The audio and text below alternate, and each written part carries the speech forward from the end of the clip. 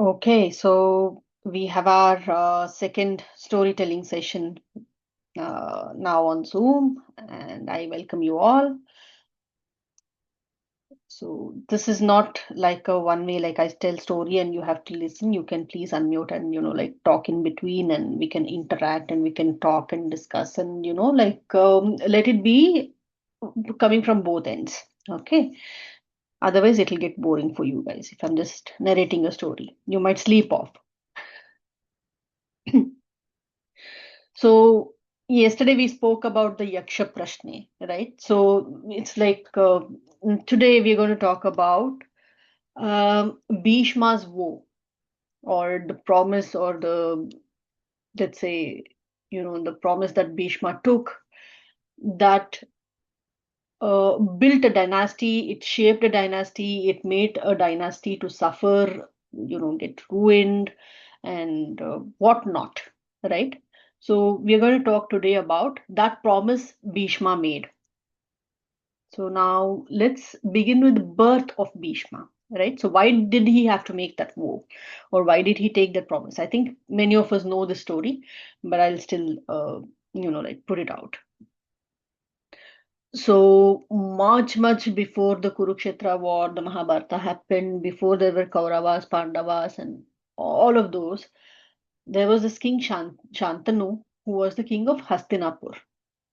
Okay, he falls in love with the river goddess Ganga, and he proposes to her, and he wants to marry her. She agrees, but she says, "I have one condition. Only if you say yes to the condition, I will marry you." Then Shantanu agreed to the condition. Then she says, "You will never question my actions, irrespective of whatever I do. You will not question me. You will just keep mum. You will just keep quiet about it. You will never question my actions." This was her condition. Shantanu kind of was hesitant, but then he agreed. He's like, "Okay, what will she do that I should have like not question her or something?" So it's okay. He agrees. Now, after all the the wedding ceremony is done, everything, what happens is they get children. Okay, so every time a child is born, Ganga takes them to the river and she drowns them. Now Shantanu is not supposed to ask why. He just keeps quiet. He just keeps quiet. She every time does that. She does that like 7 times. And this king is like kind of, bound by the promise. He's like heartbroken. He breaks the promise. He says when the eighth child is born and she was about to, take the child to the river and drown, he breaks the promise. The condition is broken, and he says, "Why are you doing this? What are you taking the child for? Why are you killing all our children?" Then Ganga is mad. She is like, "Okay, you questioned. Now I cannot be with you any longer. But before going, I would like to reveal the truth that these children were some kind of celestial beings. They were cursed to be born on earth." So she wanted to end their suffering very quickly and free them from the human life. That is why she was drowning them. She says that. And then she takes the child along and she leaves. And then after few years, she comes back and she gives the child back to Shantanu, and he names the child Devavrata. Okay. So this is like a wise, or like very rightful heir to the throne, the next child person who should be taking the throne. And like he grows up to be a like a really good person who is like unmatched in any kind of scriptures, that this person will be the best king. Now what happens after a few years, this King Shantanu, he fell in love again, and now it was a fisherman's daughter whose name was Satyavati. So he asks the family that he wants to marry Satyavati, but the father of her, I mean the fisherman, had a condition now. He says, "You are a king and you already have a son who is so competent and who is so bright and who's so brilliant. What about my daughter's children? Now, if you marry her, you will obviously have children. So what about them? I can marry you with my daughter only on a condition that her children will take on the throne and not the son you already have, which is Devavrata.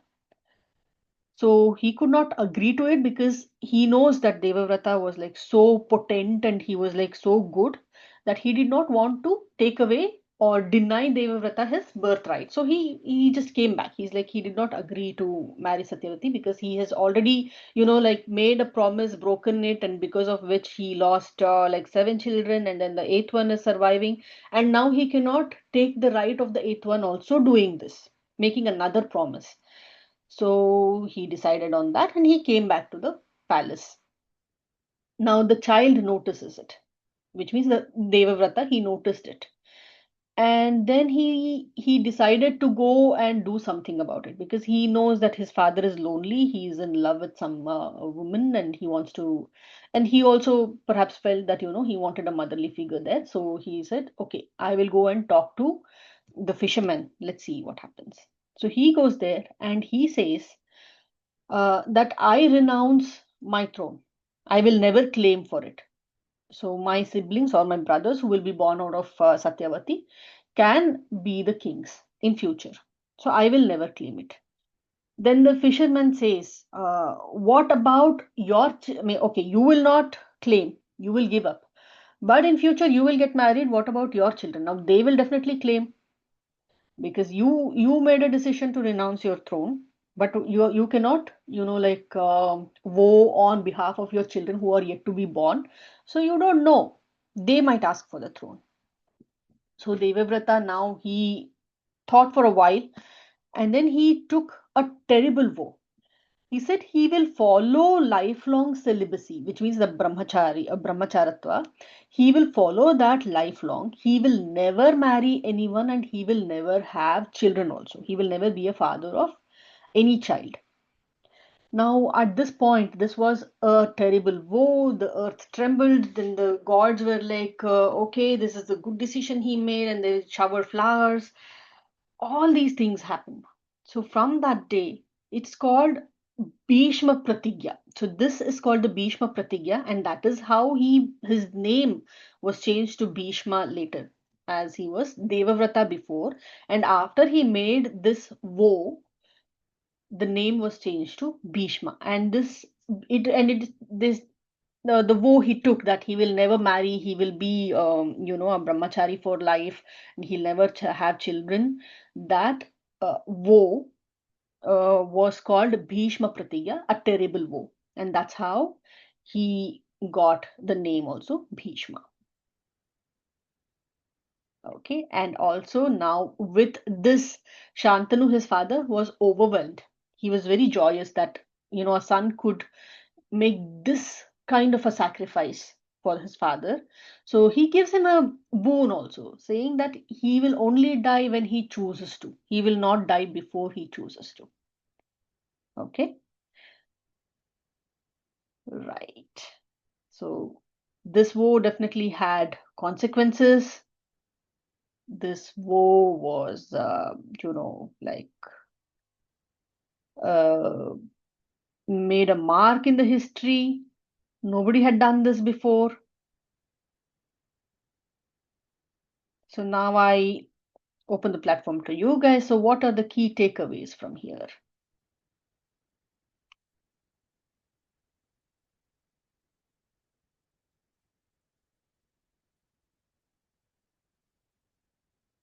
Wake up, wakey, wakey.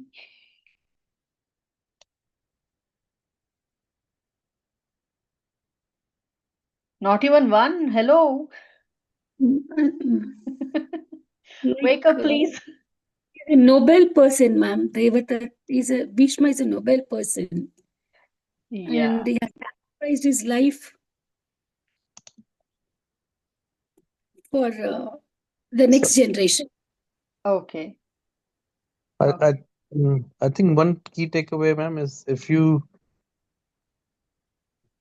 what's the term you use? If you commit to something, you Mm-hmm. follow through and to till you have achieved it, right? That's that's one major takeaway from this. Okay. Okay. Anybody else to add?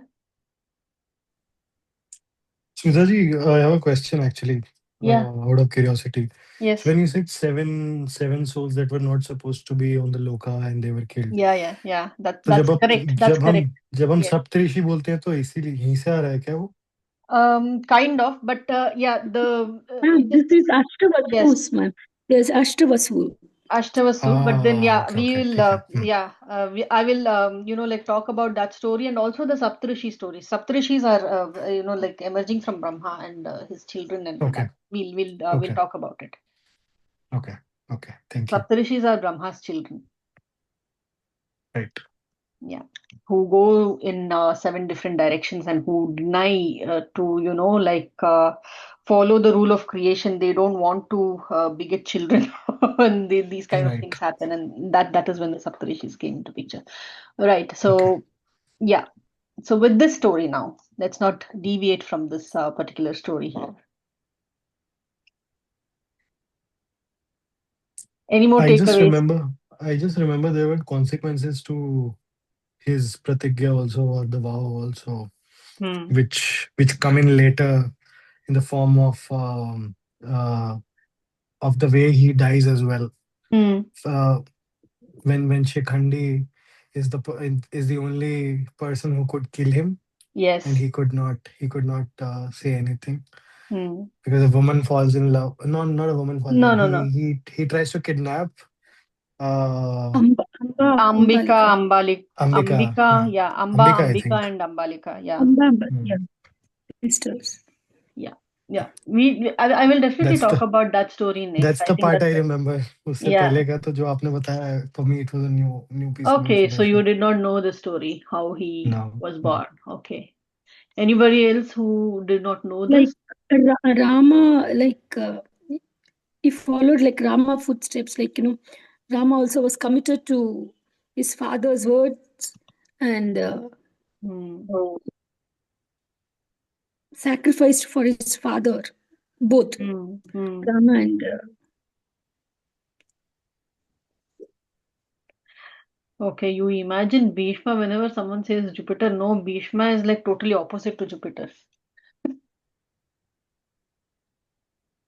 Hey, because Hi, he was Smita the ma'am. one who favored the royals while it comes to teaching, no? No, no, because if you see, he said that he will serve the throne, but he will never claim it.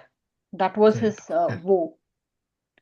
Okay. So he was only being loyal to the throne, I mean, irrespective of who sits there. picturization wise, I meant like imagery wise, like with a long Okay, beard, okay. white hair, Yeah, yeah, that yeah. way. Got it. Got it. Yeah. Hi. Yes, hi. Who's this? Hi, Smita ma'am. This is Neha here. Yes, I was Neha. thinking in terms of karma, like Mm, despite him being a celestial soul being born on earth, he was mm, still bounded by his karma. Like all yes. those things happened because probably there was some kind of prarabdha, there was some kind of entanglement with all those souls, be it the Mm, fisherman or his daughter. mm, So, I mean, he could have, and maybe that's another lesson because I was reading this book last night which talked a lot about karma is that there mm-hmm. is a point where you have to make a choice to Yeah. either reduce your karmic debt or, like, you Mm, know, mm, walk a certain path. And probably he could have become the king, he could have done all yes. those things, but when the time came, I think he just kind of paid off his karmic debt, and that's how the story unfolded. Yes. Yes. So the thing is, see, one thing, if you guys are done, then I can put out a few points more here. Anyone else yes. has any points? I have a question. This is Sahil. Yeah. So, does Bhishma had any past curse or something because of which he did what he did? Yeah, like Ganga said, he was a celestial being who was, like who was cursed to be born on earth. So he was a celestial being. He need not have to be like there, and she wanted to end their misery, end their suffering very quickly, and then, end that curse, and then, that is why she was killing all of them. But when Shantanu stopped her, this guy had to live completely. Ma'am, can I? Yeah. He takes up all the 7 souls karma. He takes it on him, ma'am. Actually, that is why he suffer like that throughout. Okay. That is another point, yeah. But it is not mentioned or, said anywhere. It is just that, let's say It is it could, mentioned, ma'am. It is yeah, mentioned. it could be counted as Pitradosha. That Mm. he is the lone, like I, heir who will be taking up all the I pain was and about to misery. say that, ma'am, because it was his father had promised his wife that he will not Exactly. question Yes. what she is doing, and because he questioned, he ended up in the karmic debt or life he Yes. was in. Right? Yes. And for how many, it's like it shaped a complete dynasty. Mm. What not happened because of this one woe that he took. I think, that is why that I think Satyavati could not have, like good children, and that is why, they got into picture. He kidnapped this Ambika and Ambalika. Then they came into picture. Mm. And then that is after that only this Pandu and Dhritarashtra were born.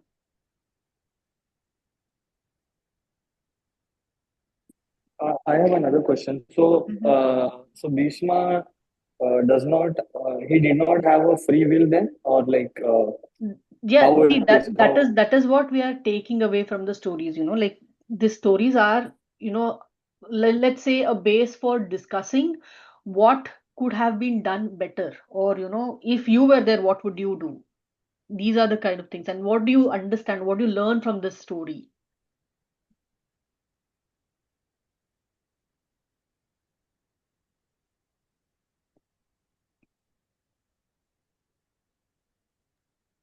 Sacrifice, ma'am. The sacrifice is one thing.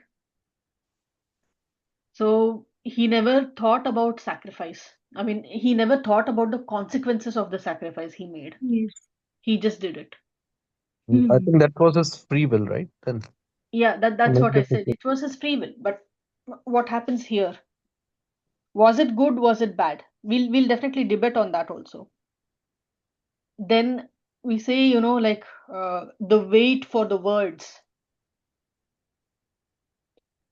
Like if you give a word to someone, if you stand by it, right? And without thinking about the consequences, without thinking about what can happen later, it can be sometimes stupid.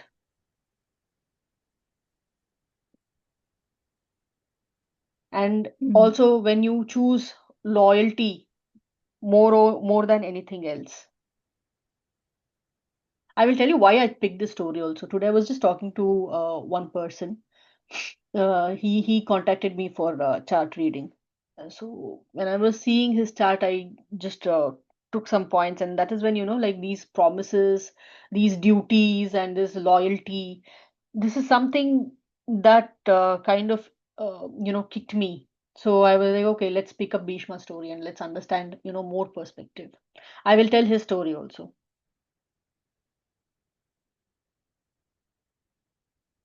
Can we see empathy here? Can we see emotional intelligence here?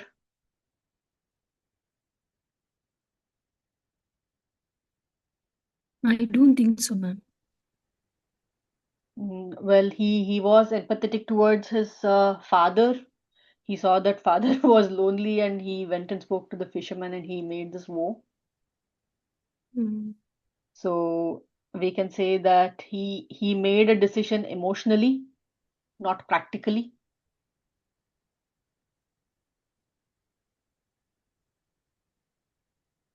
right? And when it is so easy for us to talk about dharma, karma, and we even now said pitradosha, everything, right? But is it really black and white? Is it not, like, let's say, very It's complex, actually and gray, ma'am. it's gray, right? It's so complex. It's just not black and white. It's never like, this is right, this is wrong. And I always say that this right and wrong is, always, it's perspective. Mm. It's a perception. There is no absolute right, there is no absolute wrong.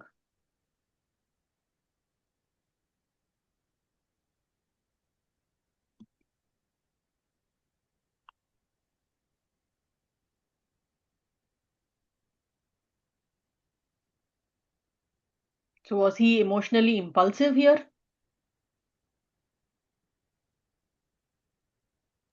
In a way, yes. Right? Because, Right. yeah, yeah. Yeah, he was emotionally impulsive. He did not think about the future dynasty, and like, he didn't even think about the parental happiness. And he just said that he will only support the throne irrespective of who sits there. And that's how he ended up supporting Kauravas against his will, Mm. because of one promise he made. Now, was it really necessary? Was this greatness? I'd rather call it stupidity. Blindfoldedness. Yeah.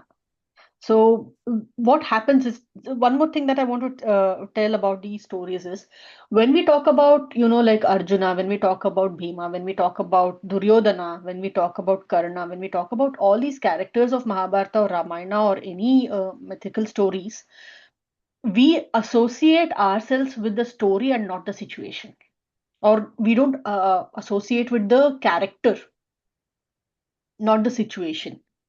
Correct? So all the characters may not be right in all the situations. We need to learn from the situation and not from the character. We can't villainize, let's say, Duryodhana in all the times. In a way, he was right, because his father was the eldest son and he was not given the throne because he was blind. Correct? But these guys were okay. Duryodhana was okay. He did not have any physical challenges, any disabilities. So why should he be deprived of the throne? So was he wrong in asking that? Actually, no, he was not wrong at all. Exactly, right? So we do not associate with the situations. Of course, the greed of that situation, and he got the throne also, not that he did not get. He got it, but the greed that he wanted the other side also, the other part also, he did not want the other brothers to flourish. Now that greed took him down, right? So That we, greed or being Mhm. coached that way by his Yeah, advisors. Right? yeah, that's what I So, said. so, See, if Mhm. he So had, the company you keep as well also influences, right? exactly. So I'm trying to say that we should learn from the situations and not from the characters themselves.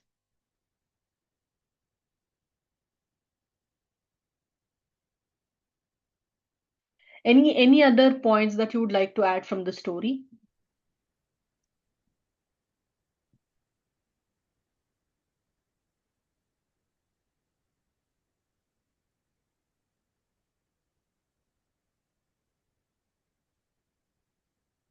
Then after this, we will definitely do the 10-minute or 5-minute meditation slowly, to like, relax and calm you guys.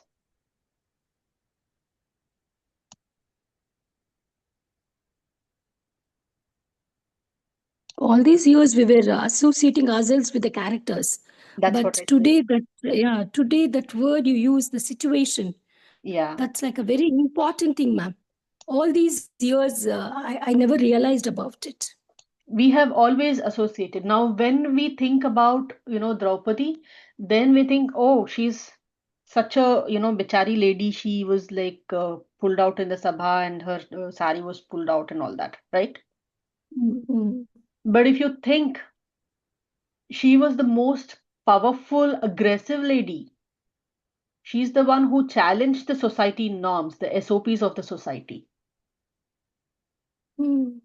She challenged the SOP of society and married 5 men.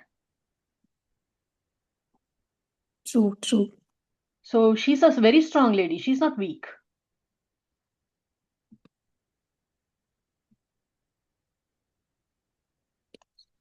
We will take up like these stories also. They're actually very nice to ponder upon, discuss upon. Yeah, ma'am, really. That's a very thoughtful idea, ma'am. Situation is a very thoughtful idea which you gave us today. Thank you, ma'am. Yeah, so next time you see, even if you watch a movie, next time you can think about, associate yourself with the villain. Then you will probably appreciate the movie better.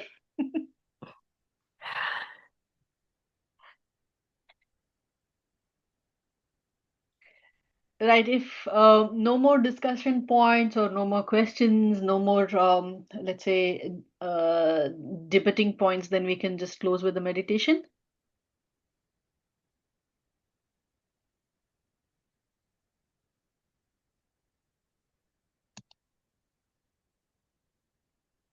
Yes or no? Give me a yes or no Yes, at least. yes, Sure, ma'am. yes, ma'am. Yes. But because of him, we got that Vishnu Sahasranama, no, ma'am, at the end. Yeah, that's fine. See, like I said, it is always the situation that you consider, not the person. Yes, yes, yes. He need not be impulsive at that point in time.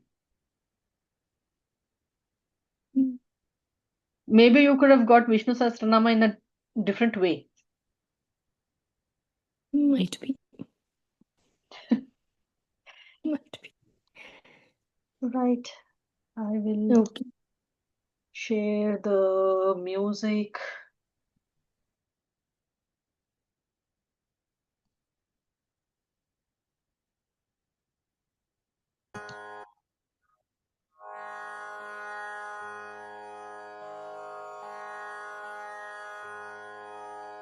Sit comfortably.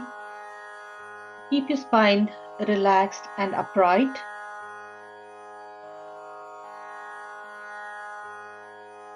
Gently close your eyes.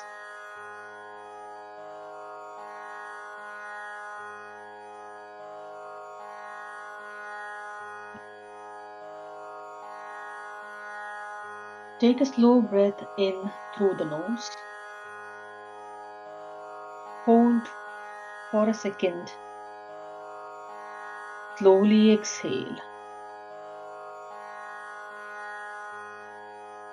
Again.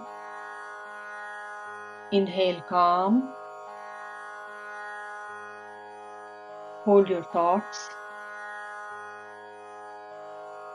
Exhale tension.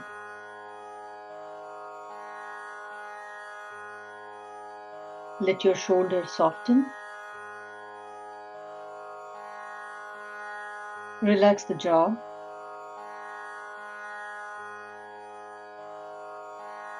Relax your forehead.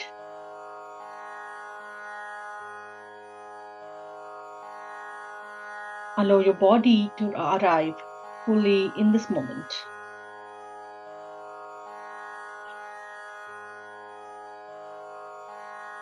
Now imagine you're standing beside a quiet river, like River Ganga, where Bhishma's life began. The water flows steadily. Notice something important. The river moves forward and carries everything gently.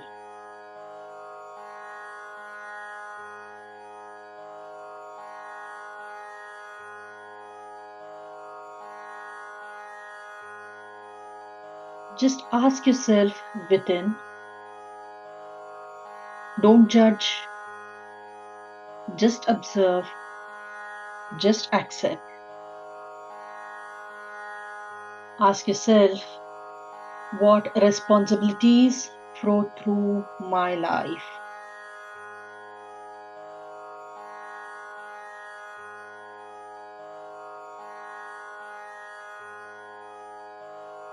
Which duties nourish me?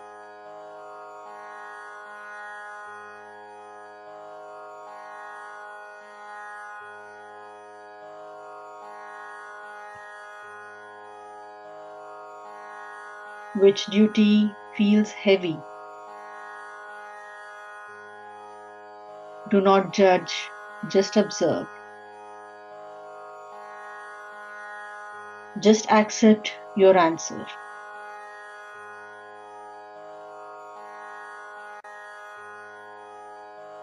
Now think of a promise you have made to yourself, to family, to society, to work.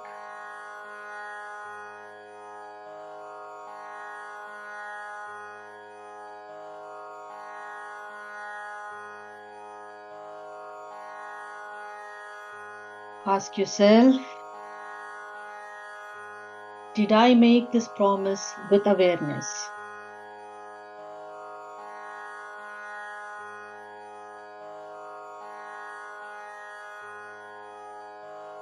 Am I holding on to this promise with wisdom or with fear?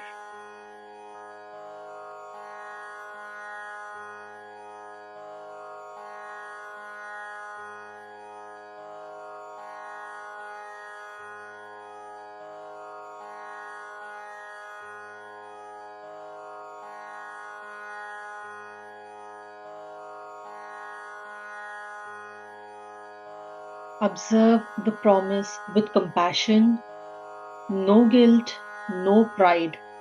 Just try and understand. Is it fear or is it compassion?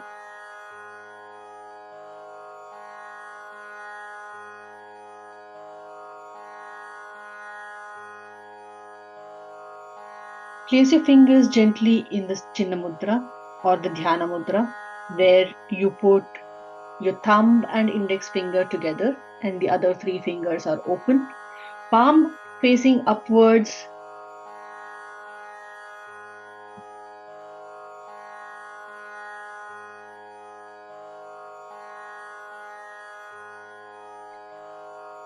Feel your heartbeat at the end of the fingers, at the tip of your fingers, you feel your heartbeat. Observe. Observe the flow of air through your nose. Relax your shoulders.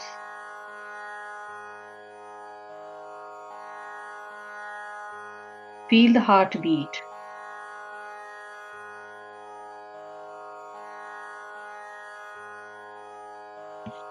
Now let's understand. Bhishma taught us dedication. But life also asks for wisdom. With every inhale, feel clarity entering you. With every exhale, release rigidity.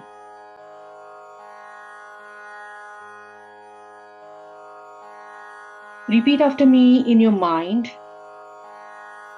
May my duty be guided by wisdom.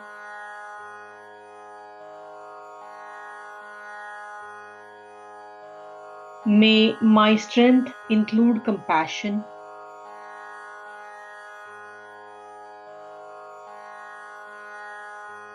May my decision bring balance.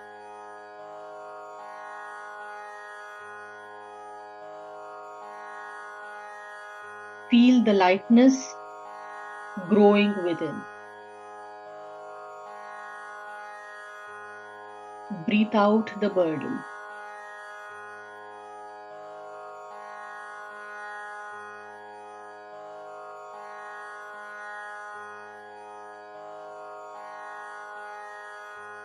Bring your awareness back to the breath.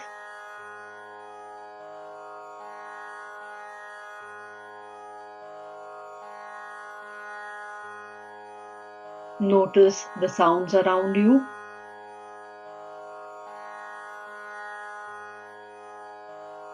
Feel the space you're sitting in.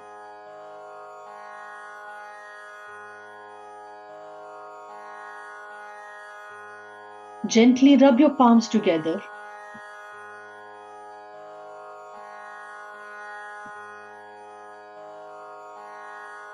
Generate heat. Place them lightly over your eyes. Cup your eyes.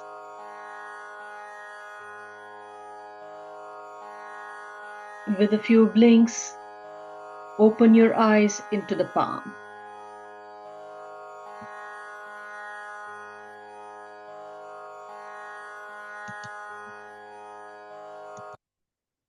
Thank you.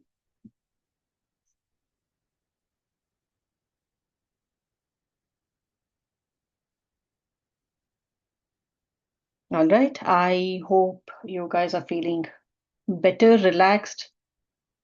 Totally Thank you. relaxed. Totally. Thank you so much. Thank you so much, ma'am. Thank you. All right. So we end this story session for today, and we'll come back again. Maybe, I don't know when. Any wishes for any We will particular think. story you want to hear?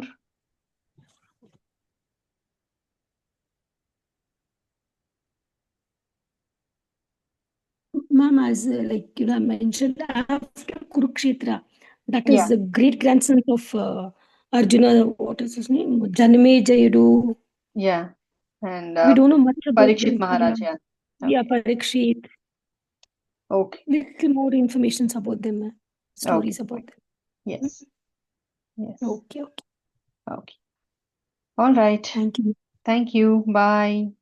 Thank you, Thank ma'am. you so Bye. much. Thank you so much. Thank Thank you. you. Bye. Thank you, ma'am.